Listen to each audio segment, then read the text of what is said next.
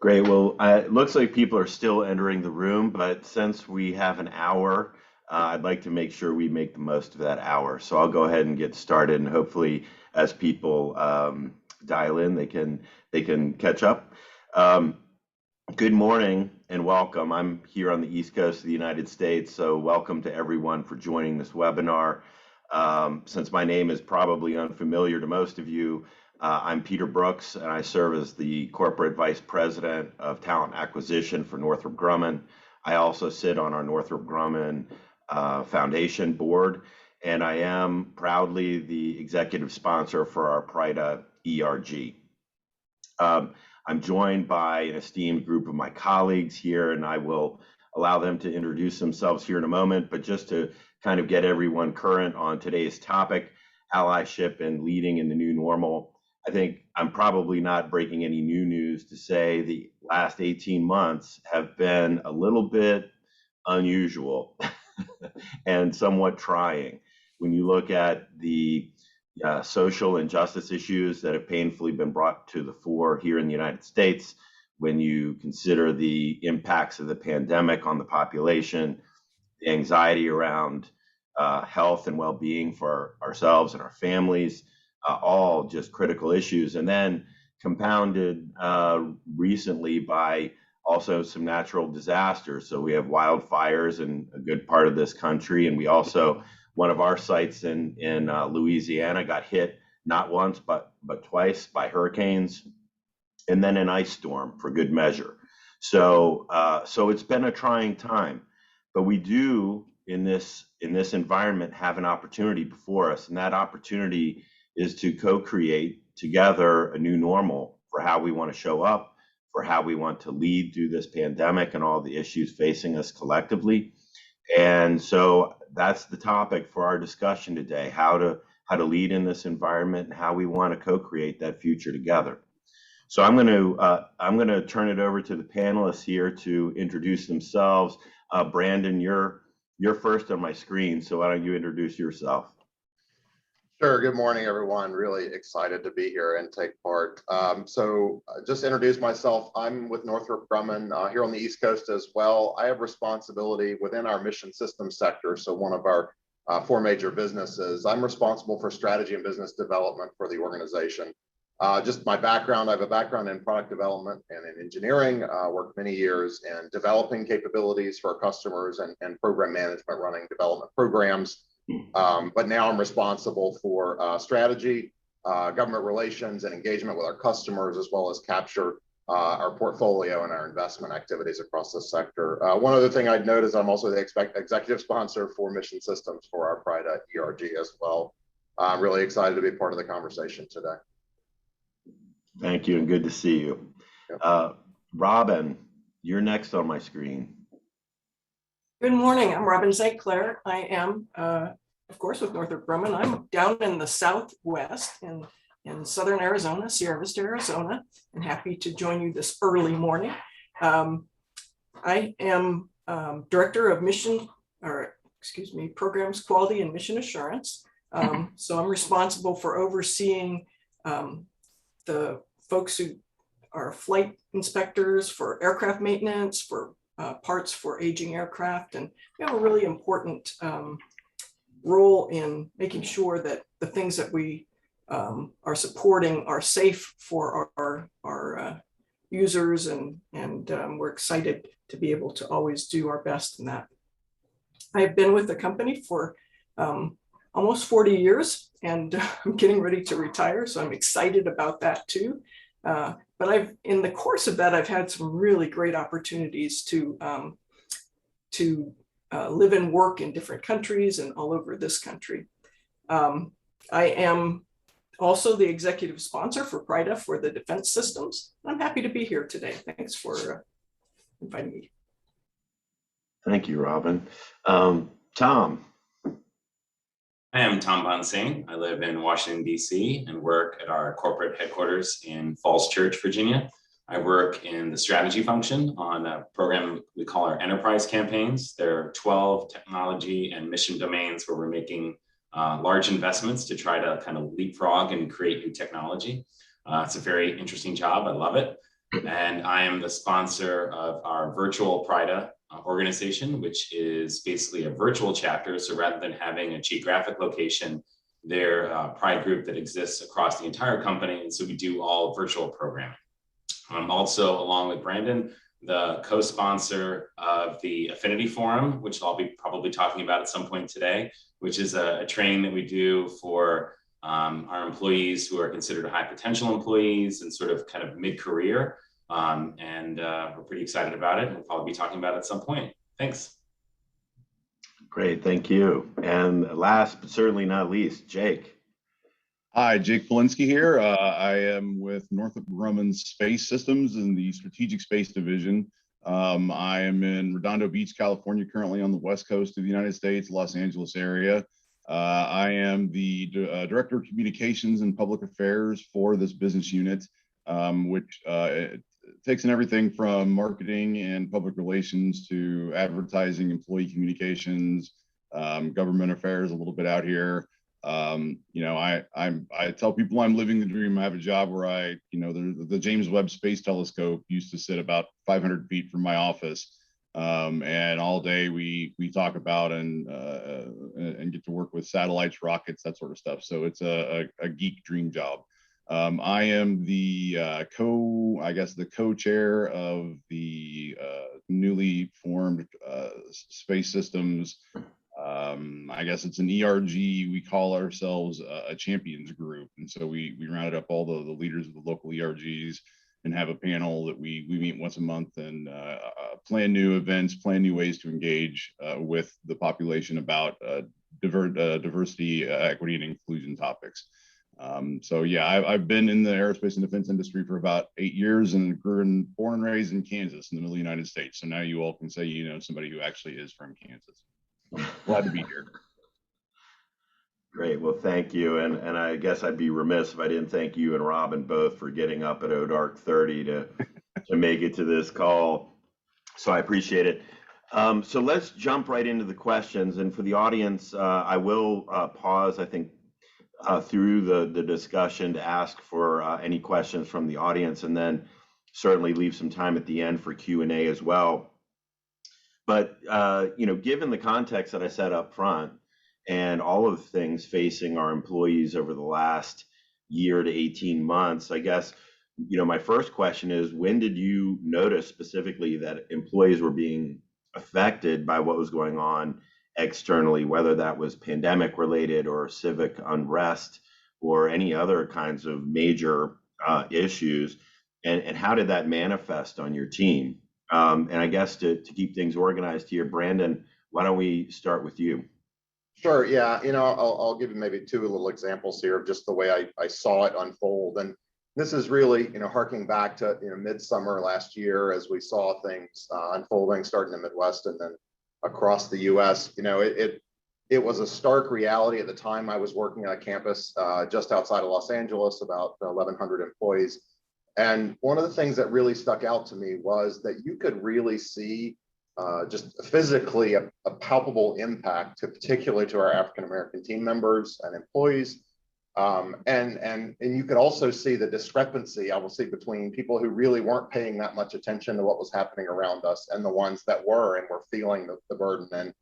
And I will say, two examples. One employee that worked directly for me, I could tell something was wrong, and I had a direct conversation with her to make sure that what I perceived was her concern was indeed what was really weighing on her, and really started to recognize the impact that was having, and I'll say her ability to concentrate and really perform at work because of the burden that you carry from those things. And I'll say it reminded me of a few years earlier. So I'm in Baltimore, Maryland, and I live in Baltimore City. And at the time, many may remember Freddie Gray was killed in Baltimore City, and that didn't get the same level of widespread attention, but in the city it certainly did. And at the time, it reminded me last summer of those times in Baltimore when we were all grappling with that situation and how we were going to get through that as a city. And so from my point of view, it was just a reminder of the continuation of those types of events, and then the burden that it puts on our team that you could just feel and see. Mm-hmm, mm-hmm. Anyone else want to add to that? I'm sure there are other examples. Yeah, I can add to that. Honestly, people are tired. They're just exhausted. They're exhausted with the state that we find ourselves in right now. They're exhausted that white people discovered that racism is still a problem. They're exhausted that they have to show up at work and put on a happy face and be on camera and act like everything's fine when everything is not fine.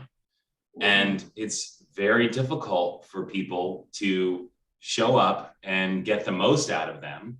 And for us as managers and leaders and want to get the best out of their performance when they have so much going on in the background. And so one of the things I've been trying to focus on is how can we create for people cohorts that let them feel like they can show up and take the mask off and take a breath and relax and feel like they can be themselves.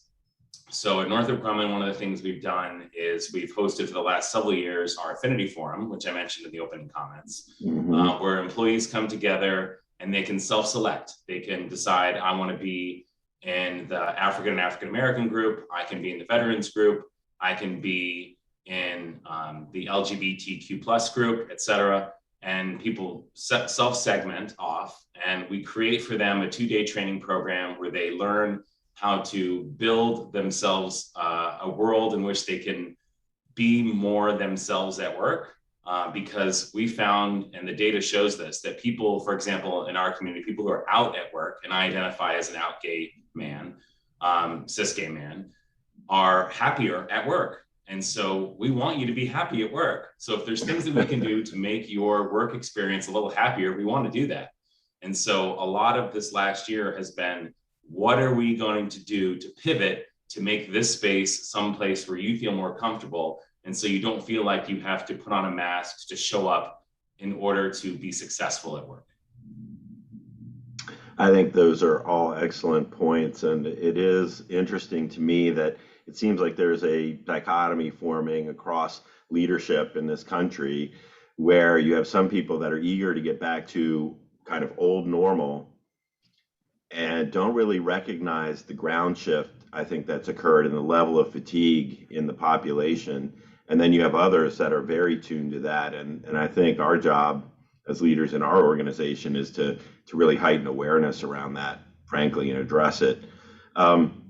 From a personal standpoint, you know, we all face challenges every single day, but what would you say are your biggest challenges as a leader in addressing these issues and doing so in the flow of work? Robin, why don't we start with you on that one?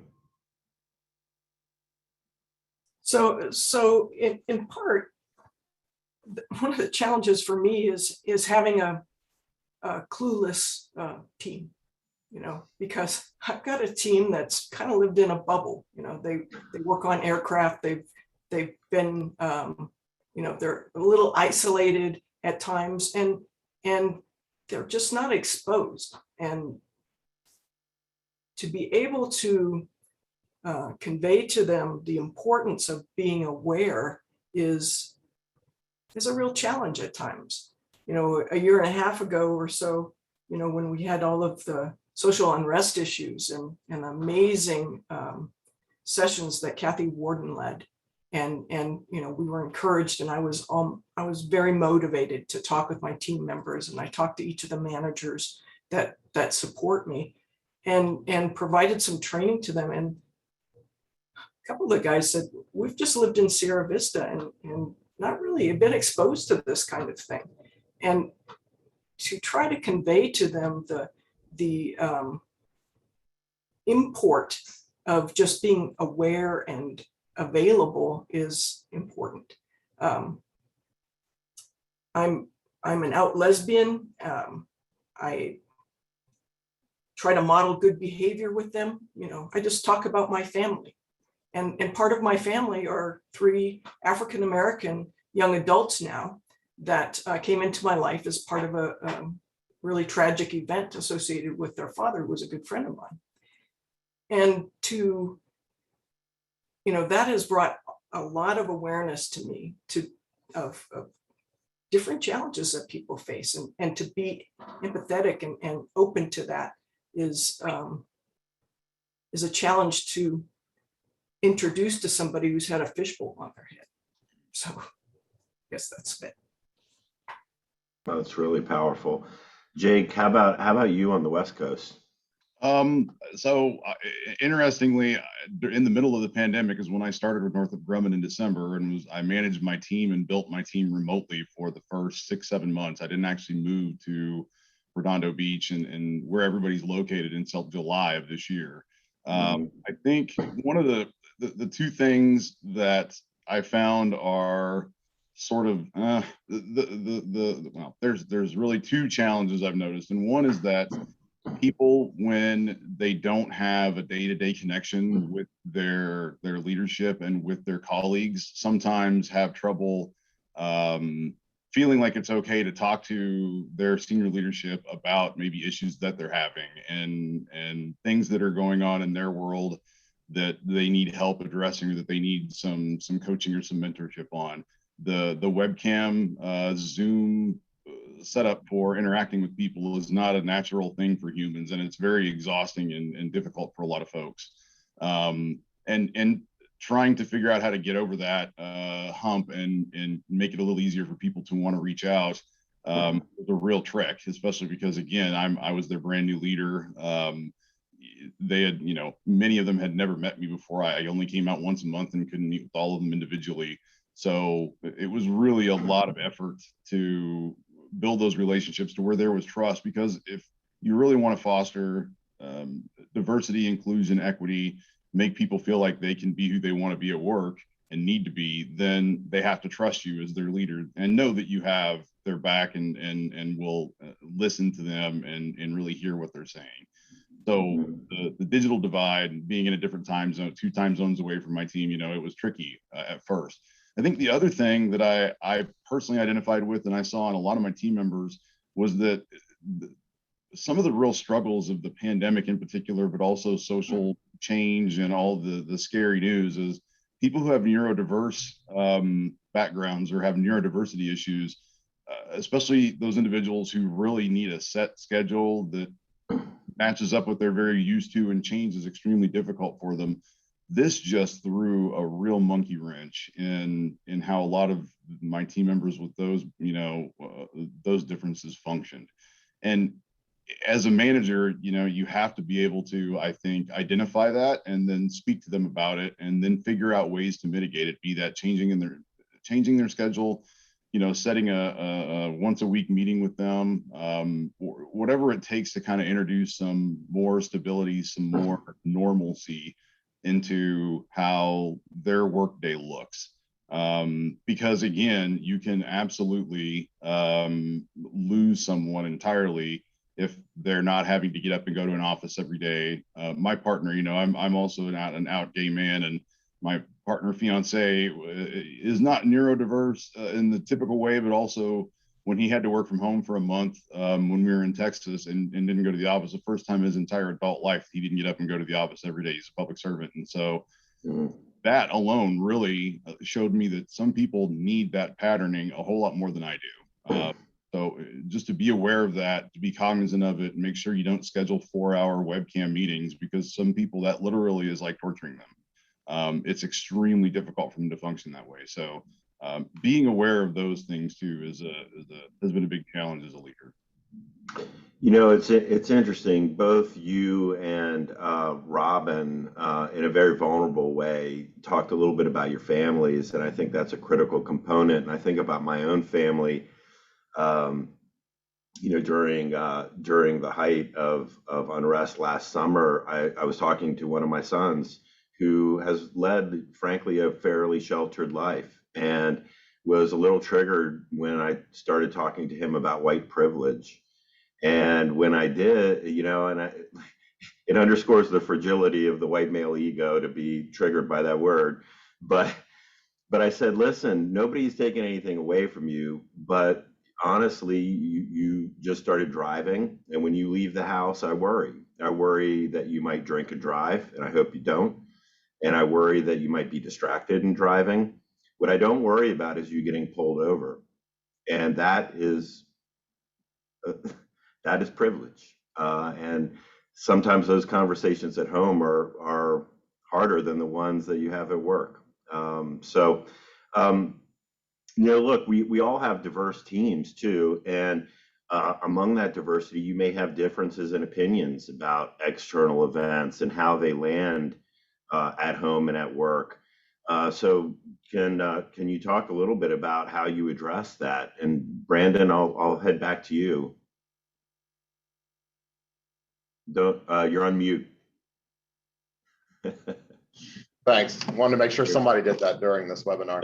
You have to get one in there. Yeah, right. So I'll start with maybe tying it back to what Robin was saying, I'll say that the differences in our teams and really being able to understand and recognize it, see it. So starting out, I identify as an out gay man as well, and so I feel that I just naturally have, through my friends, family, and network, a lot more information being provided more easily, right? And you kind of take for granted that understanding, that perspective and awareness. And when we're leading teams that are across different geographies, I've had teams in multiple parts of the US, and you can see a pretty significant difference. And I'll say in that amount of understanding and being cognizant and aware of that, I think is an important aspect to kind of stepping into that. But I'll also say for us, and particularly something I've been so proud of and happy with, particularly hearing from Kathy, our CEO, is the strength of tying to our values.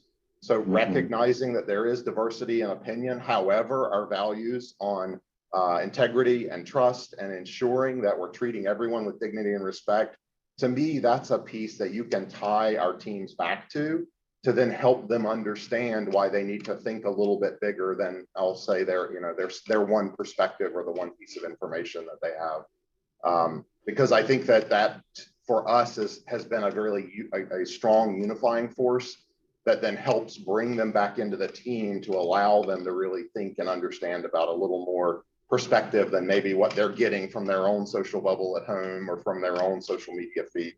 And I think that's been a really valuable aspect of how we've approached it, at least for me, to be able to open up those conversations when you recognize that someone doesn't have the same kind of perspective or the same information coming to them. It's a great perspective. So I'm going to call a little bit of an audible here. I saw a question pop up in the chat. How do you as executive leaders push the concept of diversity and inclusion to your direct reports? I personally feel like these type of conversations stop at the functional management and IPT level. Does one or more of you want to tackle that, Jake?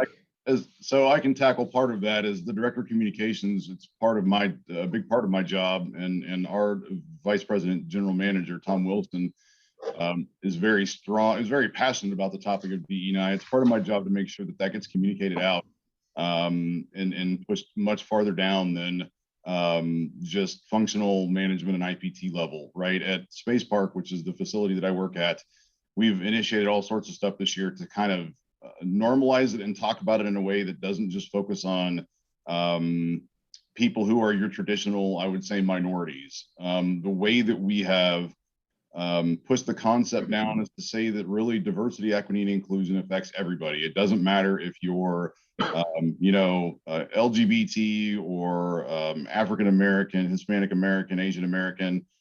Even if you are, just because you might not be in one of those groups, that doesn't mean that you don't have a diversity viewpoint or a reason to maybe ask for accommodation. Again, I throw neurodiversity out there because that affects so many people in some way or another.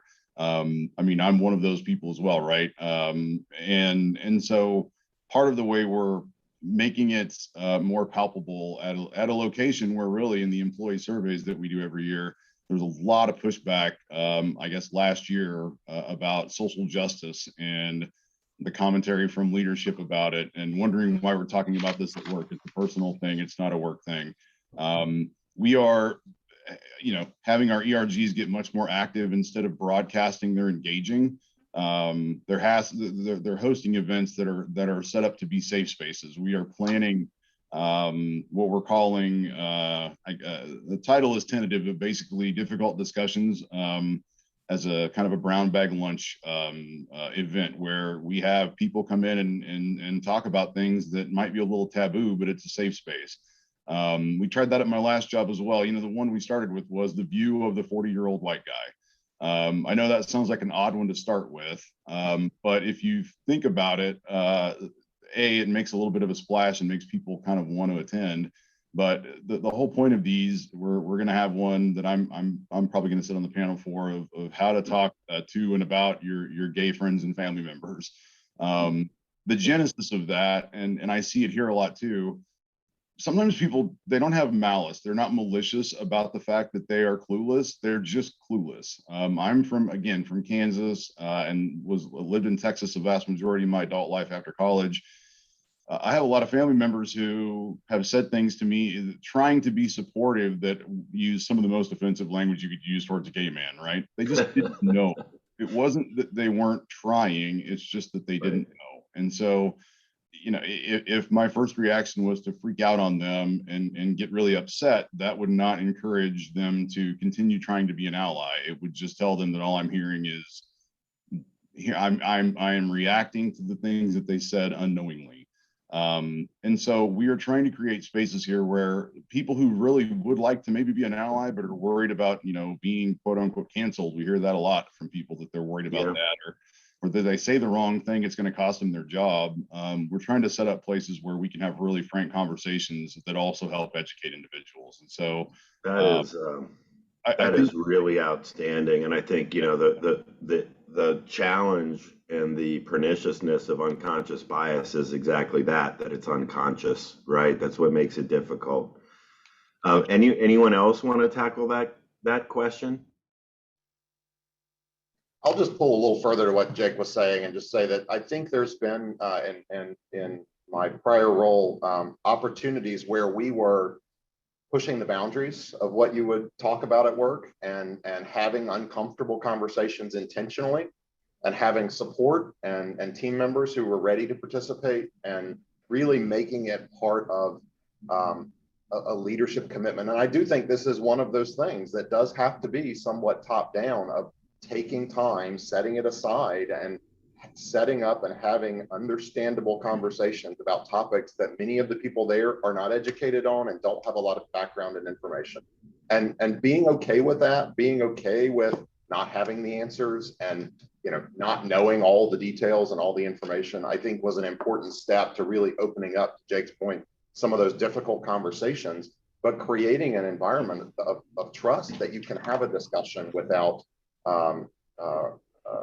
without penalty, you know, that really understand where someone's perspectives are and understand some of those unconscious biases and how that even sometimes we don't see them.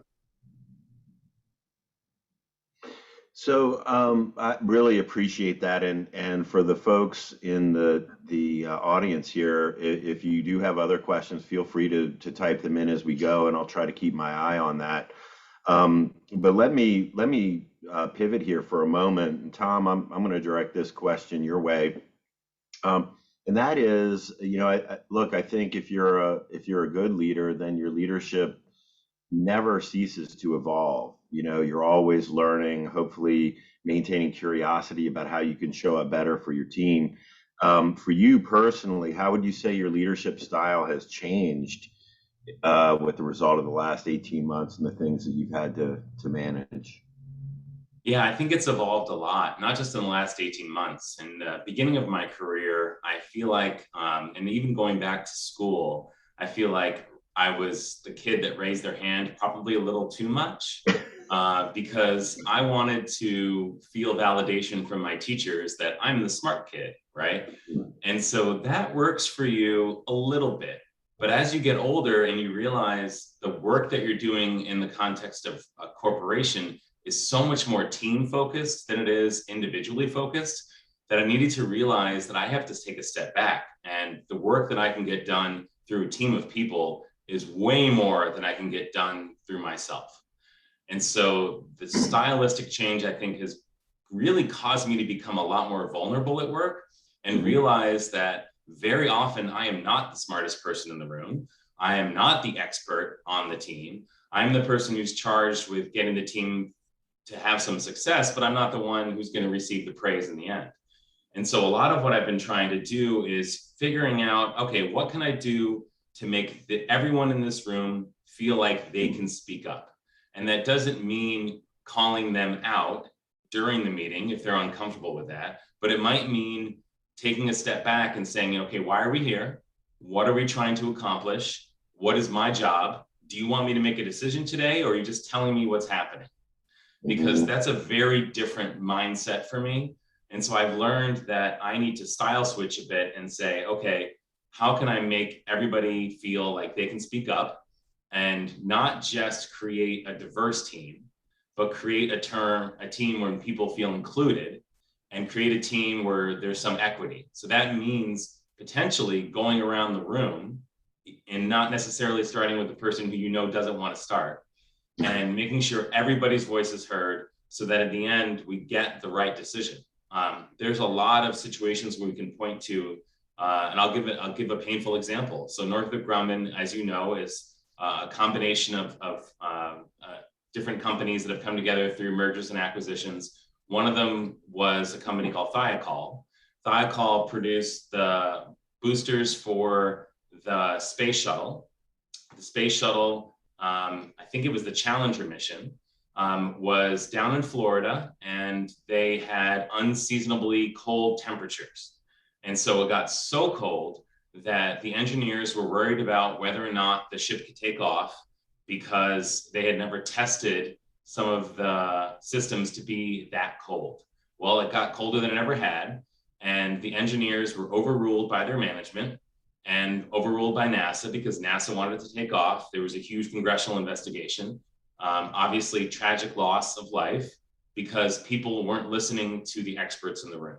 The experts in the room said, don't do this. And people went forward and did it anyway. And that's a tragic loss of life. And that shouldn't happen. And for the kind of work that we do, you can't ignore the people in the room who are saying, stop, don't do this. Robin works in quality. She knows what this means. If you don't listen to the experts in the room and you don't get all the perspectives and you go forward anyway, very bad things can happen. Yeah. So that's I think a great segue for a question that just popped up in the chat. And, one of my favorite authors is the poet David White, who would say that, you're about to have a crucial conversation when it's the one you really don't want to have. And so, to your point, Tom, and to the group here, any tips, in creating those safe spaces for people to have courageous conversations and to allow for vulnerability and to, ensure that those important voices in the room are being heard? Yes, I can give a few. The first is to keep it as a neutral location as possible. A cafeteria, etc. If you have a space like that that's less formal, people tend to be more willing to come and speak, or even if you can just have like a brown bag out in public, right, and just get a group together to talk that way. Another thing is to set ground rules ahead of time so that people, safe space doesn't mean just completely, anarchic as far as anybody can say anything and talk about anything, right? I found that even giving a descriptor ahead of time of what constructive conversation looks like in one of these sessions really helps. It makes people understand that there is a limit to what will be tolerated, right? We say we want everybody's diversity and everybody's viewpoints, but in order to create safe spaces for everyone, sometimes some of those approaches need to be tempered a little bit, and that would be mine. That could be other people's as well. And so ground rules are good for creating a safe space, as long as they don't squelch discussion too much.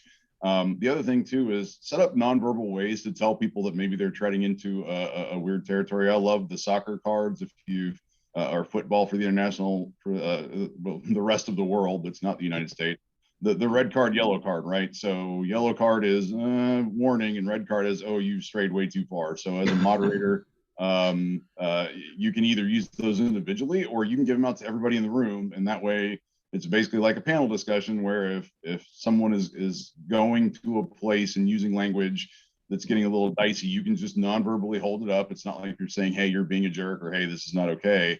And it's a way for them to react and pause and say, okay, tell me how I could do that better. Tell me how I could speak about this in a better way that is not so interpersonally direct, that it doesn't become a personal assault. It's just somebody saying, okay, wow, this is, you've gone a little left, or you're going way left here. So really think about using those kind of devices. Interpersonal communication is a weird thing, and people are on a hair trigger these days. And so you just have to really recognize there are lots of really tried and tested ways that you can help people learn without making it uncomfortable for them to learn. That's excellent. I'm gonna borrow the yellow card, red card idea. I hadn't heard that one before. Yeah. Any of I may our have to other take that into a few of my meetings. Not this hard conversation. I might need to tell my wife about that one. Any of our other panelists want to weigh in on that topic? Sure, I can add a little more color on my experience. So I think one of the most important things to have a valuable conversation is for the leader to be vulnerable in the discussion, to tee it up the right way, to Jake's point, to set the right ground rules, right? Set expectations in front of the conversation, give the team boundaries. I also think it's valuable ahead of time to, no pun intended, have allies in the room, have team members that can help you keep things in the right path of conversation. And the other thing is to start the discussion from a point of empathy and recognizing that the value that empathy can bring to those perspectives, and asking our team members when they speak to speak from a position of empathy and wanting to understand. And that really can help the team keep it more focused. And I'll say that at the end of that first conversation with as a leader with your direct team, they will very quickly see the value in expanding that in their teams. And what we saw was this flow down effect of how leaders could get much stronger connections with their team, and also a much better perspective on the challenges the team's facing by having those vulnerable conversations on a periodic basis. So let me open the door to that vulnerability for a moment, if I could, and that is, as a leader or personally, what have you learned about yourself over the last year? What's really come home for you? And Robin, let me go out to Sierra Vista with that one. Unmute. You're good. Unmute. Hang on. We got you. Okay, it's showing that I'm muted still, so good. Okay. What I've learned is, and I continue to learn, is how much I don't know. I think earlier in my career, young, kind of privileged, protected in a lot of ways, I just hadn't been exposed. And throughout the career, I've had opportunities to experience other cultures. I was telling you before the session started, I had the great privilege to work in South Africa right after the end of apartheid. And to get to meet some of the people, I rented a flat that came with a woman that cleaned it every week. I didn't need it cleaned every week, but she was part of the deal. And so I spent some time to get to know her, to speak to her. And I got in a lot of trouble with my neighbors, but that's too bad. It's just kind of what, because I was inviting her to sit down and have tea with me. It wasn't what was done. It was a pretty Afrikaner neighborhood there.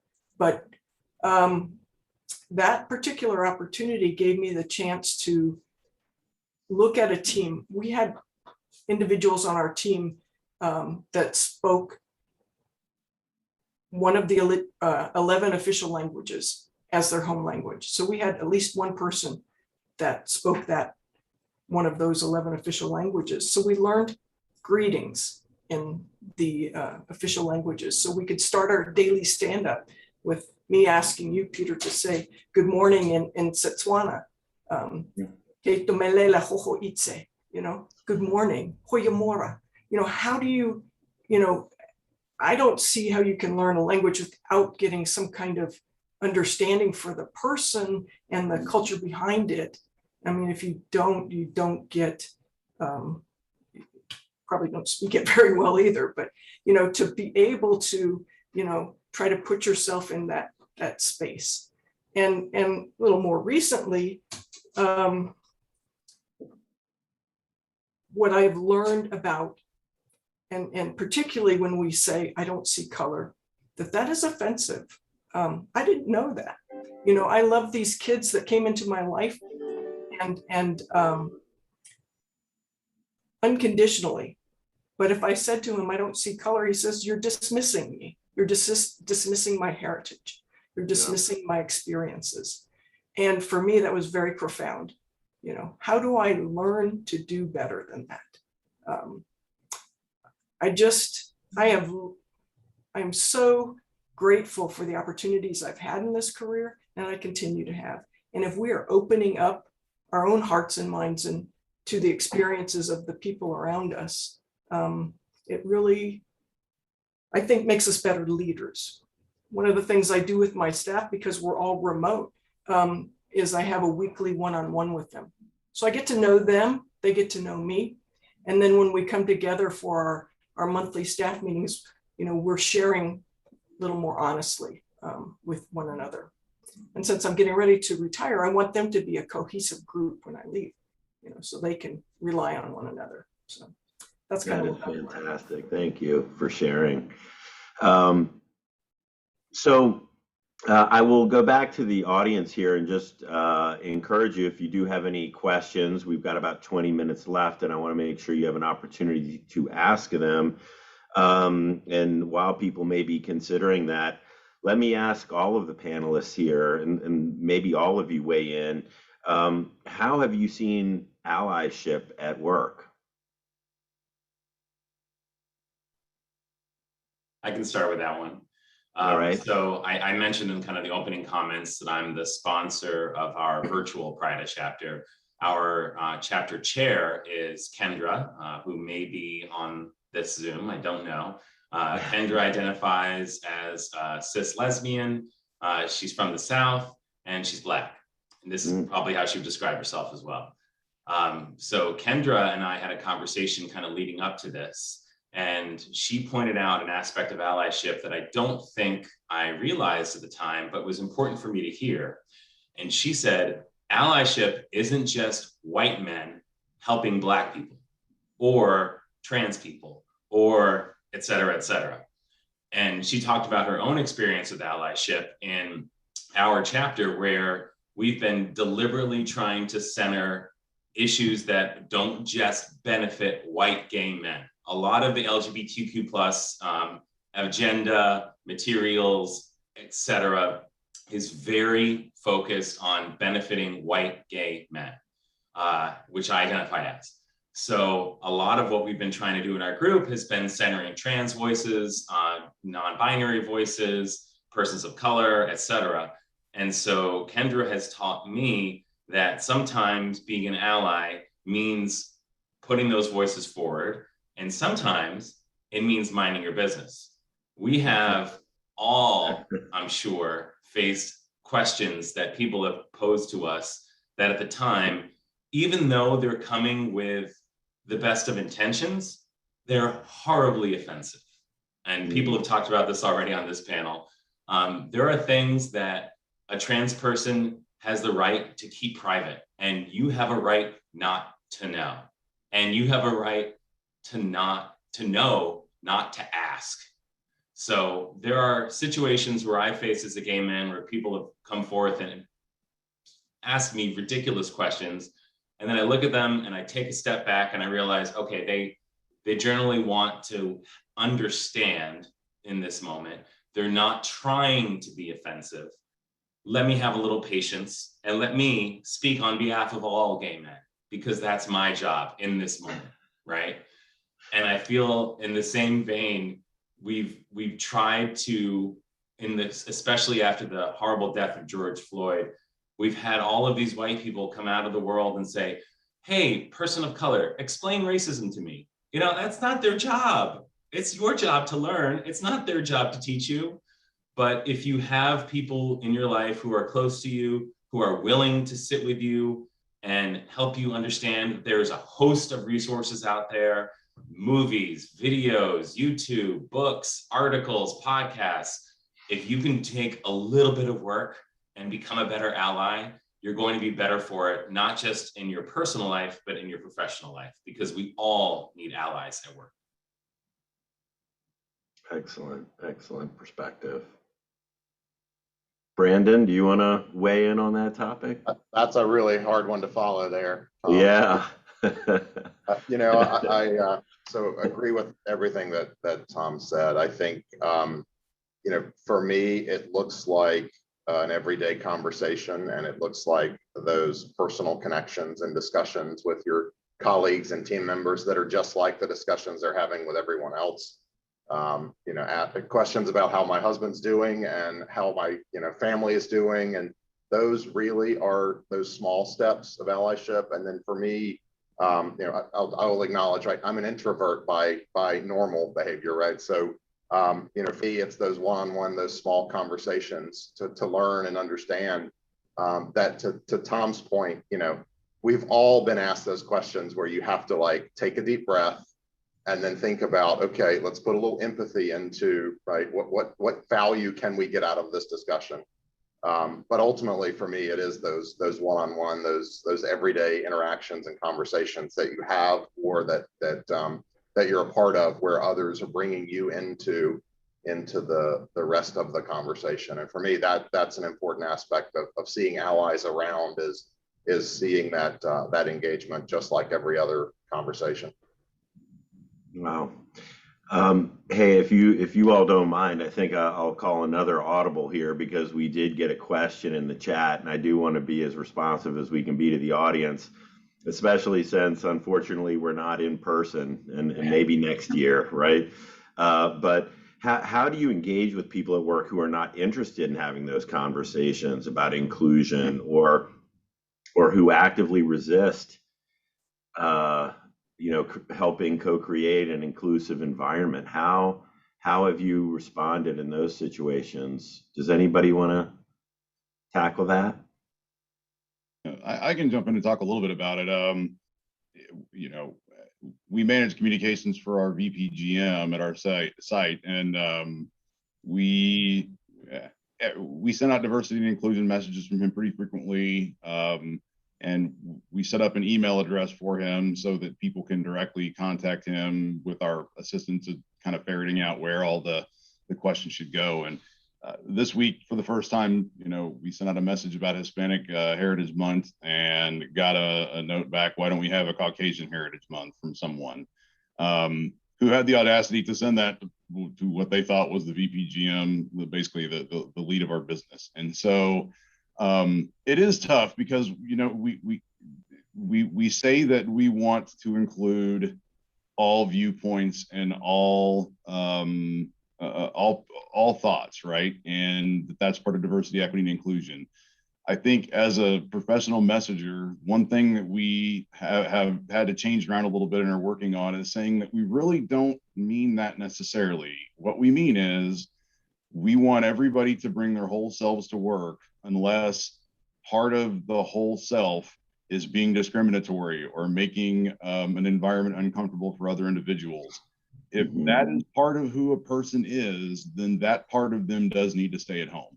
I think you've all seen the diversity and inclusion idea and the terms weaponized a little bit to say, well, you know, you're discriminating against me if you don't allow me to discriminate.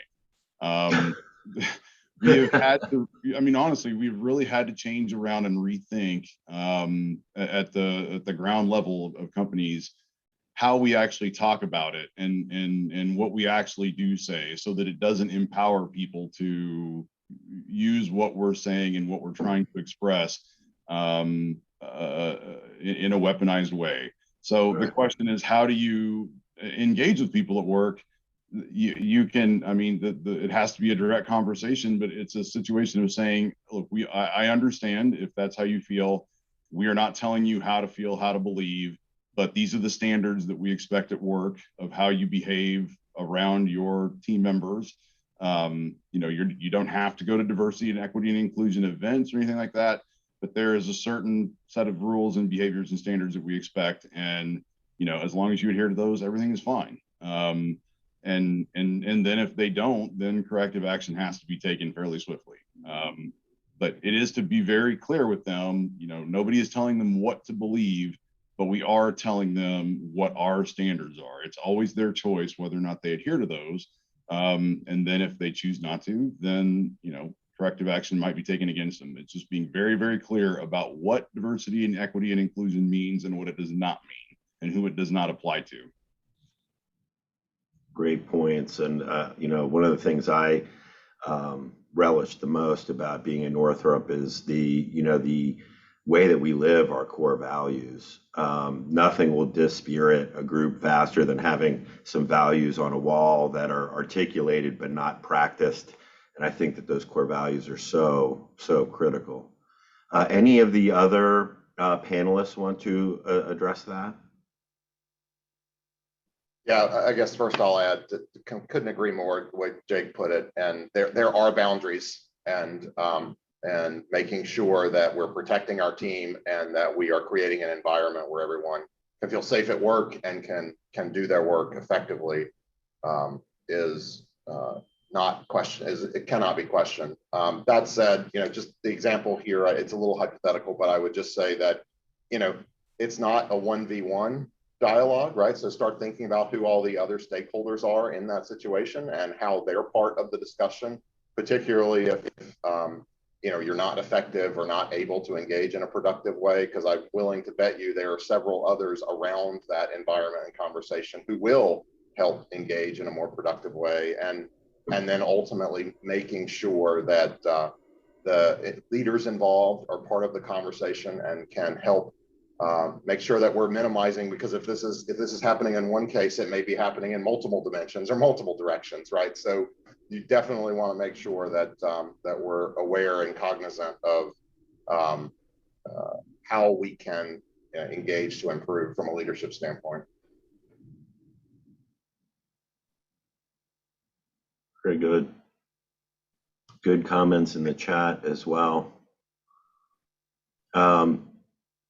So we have about 5 minutes left. I'd love, one of my favorite questions to ask people is, what they've read recently that may have had an impact on them. So if you don't mind, I'd like to just go around and see if there's any book you've read recently, or maybe it's an oldie but a goodie that you keep referring to in terms of keeping your leadership on point. Anyone want to share?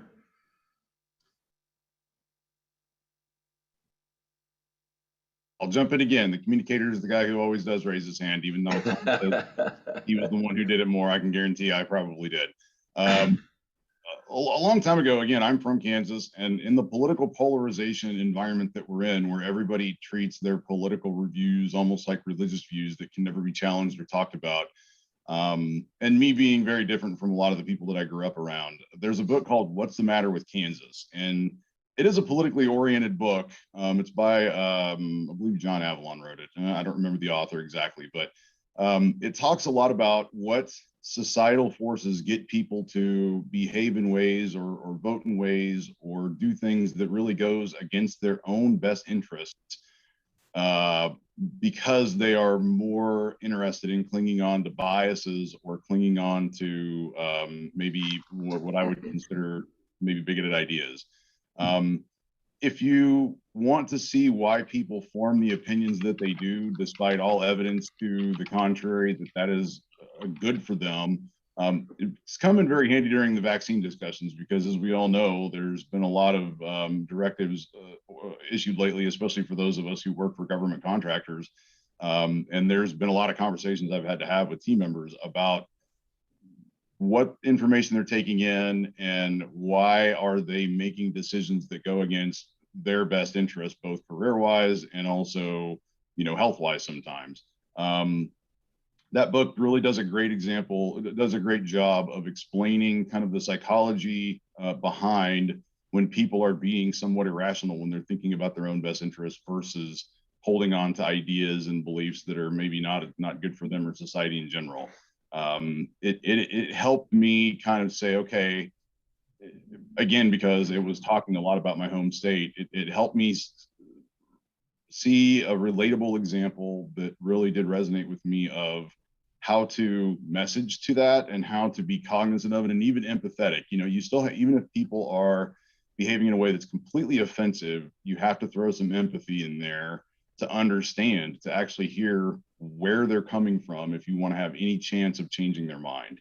And the book discusses that a little bit too, and that it says, you know, if all you do is tell people they're wrong without hearing them, you're never going to make any headway, right? That's not good marketing, honestly. You won't be persuasive. So that one I thought was a really interesting book and example. I had never heard that book, so thank you for sharing. Others on the call here, any good reads that we should add to the list? I just finished reading Mama's Boy from Dustin Lance Black. He's famous for, among other things, he wrote the screenplay for the film Milk. He fought against California's Prop 8, and most of the gays will know he's married to Tom Daley. And if you don't know who that is, you're probably not gay, but that's fine. Great book, wonderful story about him realizing he was gay and coming out as a Mormon living in America. Highly recommend it. Awesome.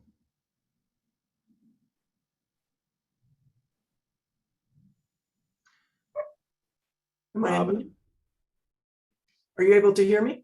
Yes, we can hear Okay, you. great. It's one that I haven't started yet, but I just ordered. It's one of the panelists yesterday, Onwin Phillips, wrote a book called Work Better Together. And I'm excited about getting that one and reading it to see what kind of insights she's got. So on the road to that, but looking forward to it. Excellent. I read Dare to Lead by Brene Brown last year, and then gave copies to my team of that book, and it definitely stresses leading with empathy, having the courage / vulnerability to show up. The other thing that I sent my team recently, in case no one has seen it, Scientific American published a magazine just last month on the science of overcoming racism, and it's an excellent read. And I also bought copies for my team of that, and making my way through it. So very, very good. Any last thoughts from the panelists?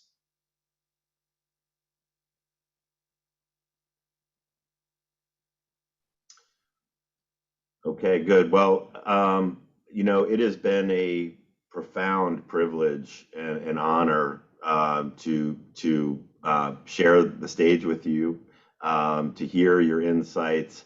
I'm proud every day for the company that I work for, and all four of you are representatives of the reason why. Thank you for your courage, your candor. Thank you for participating. I hope that the audience got as much out of this as I did. And I'm really hoping that next year we can do this again in person. Although, Robin, we may have to draw you out of retirement or give you a give you an emeritus status. But thank you very much for participating, and I hope you all have a wonderful rest of the day and rest of the week. My pleasure. Thank you very much for having me. Thank you. Thanks for hosting, Peter. Well done. Thank you.